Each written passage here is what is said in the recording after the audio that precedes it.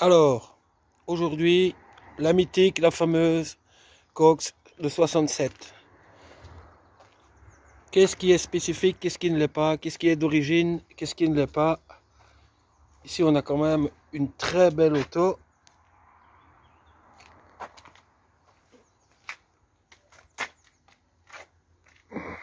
Avec une teinte gris chinchilla. Voilà, alors, ici, on a affaire à un modèle standard. Mais qui a été un petit peu modifié. On voit les cosses, tout ça. Tout ça, c'est bien propre, tout est fonctionnel. Mais elle a reçu 2 ou 3 petites modifs. Donc ici, on est d'origine, hein, avec son réservoir qu'on remplit par ici. C'est la toute dernière année du réservoir à l'intérieur. Elle a sa roue de secours de 67, hein, très bien. Voilà, donc au rayon des petites modifications. Elle a reçu au cours de sa vie des baguettes latérales. Oui, bon, c'est pas ce qu'on aurait espéré, mais enfin, ça a été fait il y a certainement très longtemps. Hein. Donc on voit les poignées de porte qui ne sont pas spécifiques tout à fait à 67, hein, puisque 65, 67. Voilà. Donc on remarque pas de baguette sur les marchepieds. Les clignotants peints. Tout ça c'est du standard. Les L100, la petite grille. Ici, juste la petite grille côté klaxon. Alors évidemment, une des pièces les plus rares à dénicher, c'est la baguette de capot avant. On a toujours le capot long, mais 66, c'était encore les baguettes larges. 67, ce sont des baguettes fines. Donc la baguette de capot, elle est typique à 67. C'est un peu la galère pour en dénicher une. Maintenant, quand on doit remettre une baguette sur un capot de 67, on prend 2 baguettes de porte comme ça et on arrange quelque chose avec 2 baguettes de porte. Hein, on se démerde. Hein. Bon, alors celle-ci est fermée. On remarque quand même que l'auto a été restaurée, mais proprement, vraiment très propre.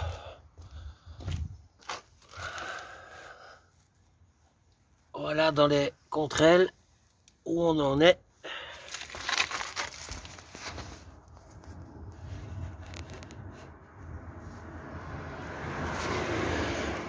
Vraiment, vraiment clean.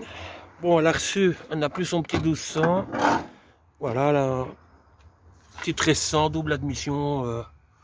Vraiment, vraiment en bon état, qui marche super bien. Pas grand chose à dire. La jupe spécifique. Là, on est toujours bien sur du 67. Il n'y a rien à dire.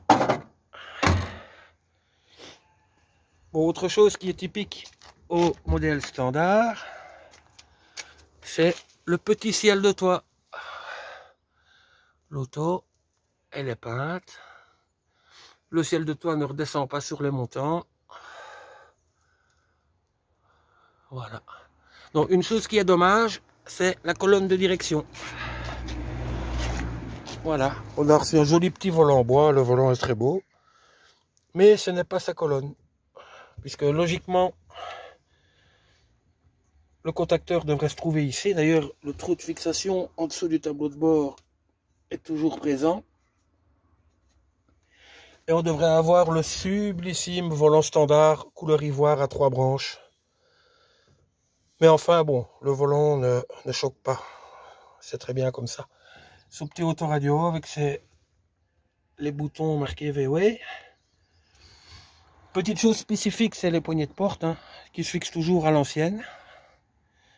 Mais avec le petit bitonio ici noir au lieu d'être blanc ivoire comme sur les plus vieilles.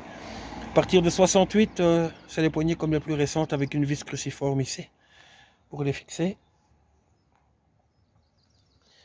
Sinon, ben, le reste est toujours en bel état. Hein. Oui, il y a quelques outils par terre parce que elle a besoin d'une petite, 2-3 petites choses. Voilà. On remarque que ce sont les tapis d'origine hein, de l'auto. Alors, au niveau des petites transfos esthétiques, bon, on a tous vu les joints de BRM. On va se pencher un petit peu en dessous. Voilà, le train d'origine, aucun kit de réglage, c'est simplement des fusées décalées. On voit que l'auto est suivie. Hein. C'est une bonne auto. Là, voilà, on voit bien le train d'origine. Pas de kit de réglage. Franchement, juste avec les fusées, la hauteur est pas mal. On a ouais, 3 doigts ici entre l'aile et la roue. C'est parfait.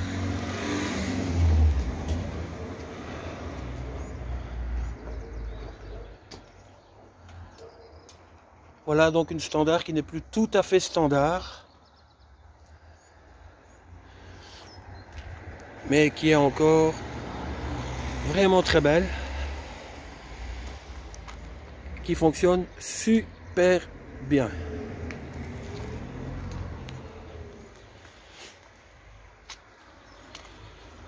Il n'y a pas grand chose à rajouter. Voilà, baguette de capot ou pas, telle est la question. Moi perso, ça ne m'embête pas que la baguette n'y soit pas. J'aurais préféré ne pas avoir les baguettes sur le flanc.